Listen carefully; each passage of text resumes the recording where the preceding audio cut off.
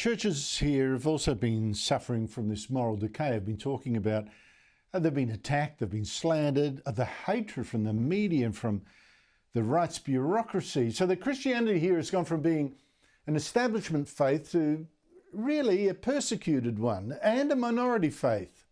And I think we're all suffering from that. I mean, I'm sure you also sense a crying lack of a shared moral code or of people acting ethically or kindly.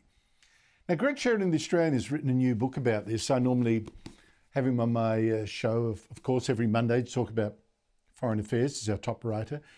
But it's also a Catholic who's now published his third book on Christianity. And I think it's his most important yet, called How Christians Can Succeed Today. Greg Sheridan, thank you so much for joining me. Look, you say that church leaders should learn from the church leaders in the 300 years immediately after Christ, when the church was also persecuted, except, of course, much more violently back then by the Romans. First, what is the analogy with Christianity today? Is this a persecuted church again, at least in the West? Andrew, it's wonderful to be with you, and thank you so much for reading the book. I can't tell you how happy I am privately that you liked the book. I loved it. I should have said I loved it. It's so kind of you. Look, I think so. The church is very badly persecuted in some parts of the world, China and North Korea, parts of Africa and so on.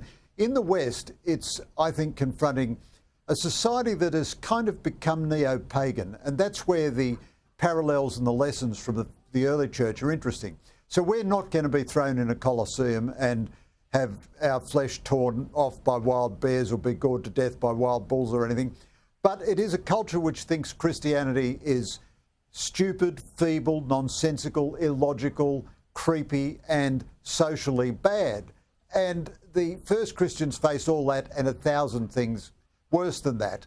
And they were brilliant at getting the attention of the society that they were in. They were very brave at dealing with persecution. They didn't seek persecution, but there were red lines they wouldn't cross. Just like Christians today can't, the Manly Warringah rugby league players a few years ago wouldn't wear jerseys that signified beliefs that they didn't believe in. The Christians were also very kind to people. So in the face of plagues, when most people just ran away and panicked, they stayed and helped each other and helped other people, and more of them survived as a result. They were a pro-girl, pro-woman movement. So they, baby girls were often left out to die by Roman families. Christian families had a lot more girls, so they were a lot happier than other families. And they earned a fantastic reputation over time, and they attracted people by the quality of their lives and then the transcendence and the message of Christ's presence in people's lives. And they confronted all the difficulties we confront today, and they were real people. They weren't just magicians or something, If they were short-sighted, they were short-sighted. If they were short of food, they had to raise money. They had to make slackers work. They disagreed with each other. They squabbled. They had the same personality as Andrew Bolt and Greg Sheridan. They wrote everything down. They argued about everything. Terrific people to write about, and wonderful lessons there for us. Well, you see, this is the thing.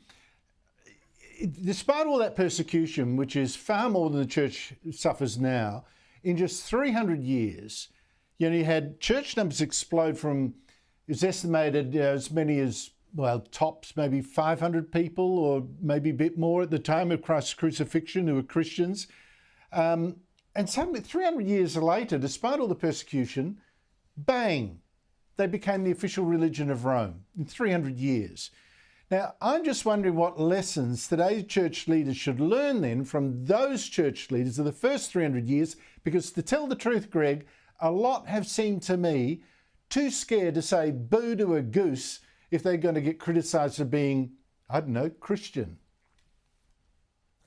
Well, you make a very fair point, Andrew, but I think we've got a good new Pope. No, I'm not, bad-mouthing the old Pope, but I think we've got a good new Pope. But what lessons should we learn? So one thing is, the early Christians tried to get along. They were very kind to people, but they had their red lines. They wouldn't compromise. There were things they just wouldn't do. So you might take, the euthanasia debate today or something. A Christian old folks home, they wouldn't kill an old person. It's just as simple as that. They just wouldn't do it. Also, they never compromised on the transcendent weirdness of their message. They believed, they ate the flesh and drank the blood of their executed rabbi teacher, who was part of the Godhead, who was the second person of the Blessed Trinity. And there are countless times when early Christians are in custody. This happened to Paul, and the person in custody says, look, just stop talking about the physical resurrection of Christ, will you? And I'll let you go. And Paul says, no, Christ is the first. He rose in the flesh from the dead, and so forth. And there are other cases where people are said, if you will just acknowledge the Roman God, you can go free. Well, they would never do that. So they lent into their weirdness, to their transcendent, supernatural quality. They never compromised their message. They were kindly, but they were uncompromising on the substance of everything that they said and did.